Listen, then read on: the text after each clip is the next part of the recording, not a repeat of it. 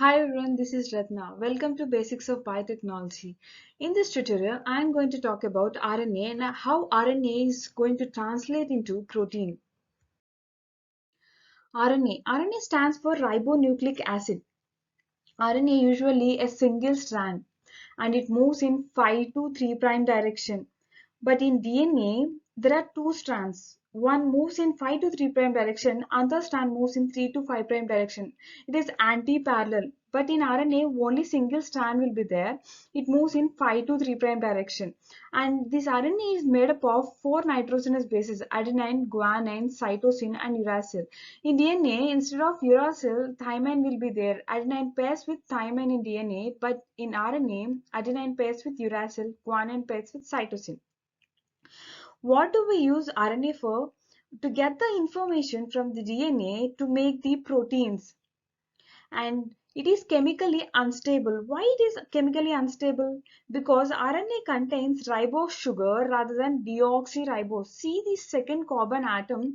In this second carbon atom in DNA, hydroxyl group will be replaced by hydrogen. But in RNA, second at the second carbon atom there will be only hydroxyl group. It makes this structure unstable and it makes the structure into more prone to degradation. There are three types of RNA. The first one is messenger RNA, and the second one is transfer RNA, and the third one is ribosomal RNA. Messenger RNA copies the DNA in the nucleus and carries the information to the ribosomes. See, this is a double-stranded DNA. From this double-stranded DNA, RNA transcript will form. This transcript contains exons and introns. Exons and introns nothing but coding and non-coding sequences. By using splicing mechanism, we splice out these introns and we stick all these exons together so that we can produce a mature RNA and followed by tRNA. This transfer RNA, the exact function of this transfer RNA is it consists of 5 base pair long stem. See, this is a 5 base pair long stem. This anticodon loop, which contains a complementary codon. This is a complementary codon present on the mRNA codon sequence. See, this is an anticodon sequence. This is a codon sequence on the mRNA, which is complementary to this mRNA codon sequence. These unpaired bases of anticodon loop pairs with the mRNA codon. Each codon of the, you see each codon, this is a codon. Each codon of this mRNA is identified by specific tRNA anticodons. And the final one is our ribosomal RNA. This ribosomal RNA makes a large part of ribosome so that it can read and decode this messenger RNA. Splicing mechanism. I already told you about splicing mechanism, which is nothing but removal of non-coding parts of the gene sequence. See the sequence, it consists of exons and introns, both coding and non-coding regions. In this, after transcription, what happens is the exon region will stick together and introns will be spliced out. Intron region will be removed and exons will be stick together to form a mature transcript. After the mature transcript will form, the next step is 5' capping and 3' polyadenylation. 5' capping means addition of guanine nucleotides to this 5' end, and 3' polyadenylation means addition of adenine nucleotides through to the 3' end of the transcript. See why these both are important, because it protects the RNA, this mature transcript, from degradation, and it helps to stabilize this mRNA without degradation, and it helps to facilitate the transport out of the nucleus. In my previous tutorial, I already talked about central dogma, how DNA is converting into RNA. In this tutorial, I am going to talk about how RNA is converted into proteins. Protein synthesis. It is nothing but translation process. In this process, the messenger RNA is translated in the cell body with the help of ribosomal subunit and the tRNA into a string of amino acids. The ribosome holds the messenger RNA. See, this is the ribosome. It holds the messenger RNA, and transfer RNA places the appropriate amino acid into the forming protein.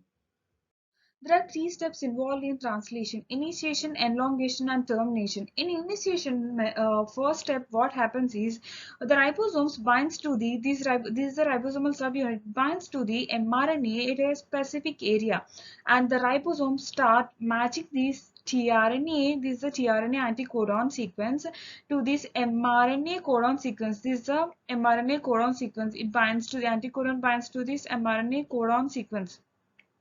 Each time when a new tRNA, this is the new tRNA, comes into the ribosomal subunit, the amino acid, it carries the amino acid. tRNA carries the amino acid, and it gets added to the elongation polypeptide chain. See, it adding to the elongation polypeptide chain. The ribosome continues until it hits a stop sequence. See, it will the new tRNA will come add into this comes into the ribosomal subunit, and it adds the polynucleotide until it hits a stop sequence. See the stop sequence. This is a stop sequence, so that it releases the it frees the polypeptide chain, and it stops the translation process. This is the termination process. In initiation, the small ribosomal subunits binds to this mRNA. See, this is a ribosomal subunit binds to this mRNA. The initiate tRNA, which is equipped with an anticodon AUAC, also binds to the start codon AUG. This tRNA anticodon binds to the AUG start codon on the mRNA. This resulting in a large complex forms a complete ribosome and initiation protein synthesis. This is the initiation step. And elongation, a new tRNA amino acid complex enters into this. This is the new tRNA amino acid enters into this complex, the codon next to the AUG codon. If the anticodon of the new tRNA matches the mRNA codon, base pairs occurs, and the two amino acids are linked by ribosomes through peptide bond. If the anticodon does not match the codon, see, this is anticodon. If this does not match this mRNA codon sequence, the ribosomes moves one codon forward, making space for the new tRNA amino acid complex to enter. This process is repeated several times until the entire polypeptide has been translated. The final step is a termination. As the ribosome moves along the mRNA, it encounters one of the three stop codons for which there is no corresponding tRNA, and the terminated proteins present at the stop codon binds to the ribosome and triggers the release of newly synthesized polypeptide chain. This is the polypeptide chain. It will, at the termination, it releases this polypeptide chain. It free the polypeptide chain, and it will end the process. There is an example video of this translation.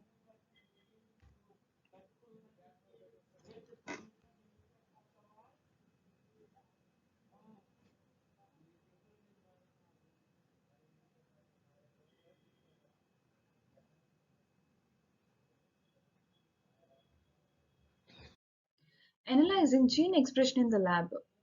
As I already told you, RNA is unstable because it is made up of ribose sugar. Instead of deoxyribose sugar, it is made up of ribose sugar. So its chemical structure of RNA is very unstable. We need to turn this RNA into DNA so that we can work with it. This is also called complementary DNA, cDNA.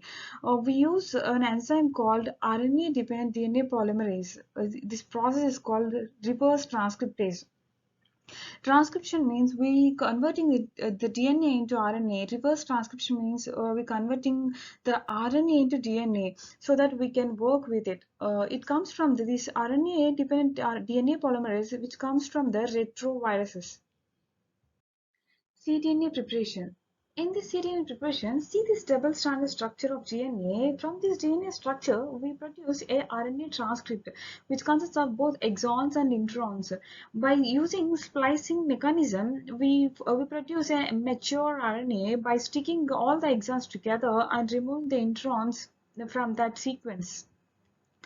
After producing the mature RNA, we isolate the mRNA, this mature RNA from the cell and add reverse transcriptase, and then DNA will be synthesized. Then the mRNA is digested by reverse transcriptase again, and we add a DNA polymerase to synthesize the second strand of DNA, so that we produce a DNA of gene without introns.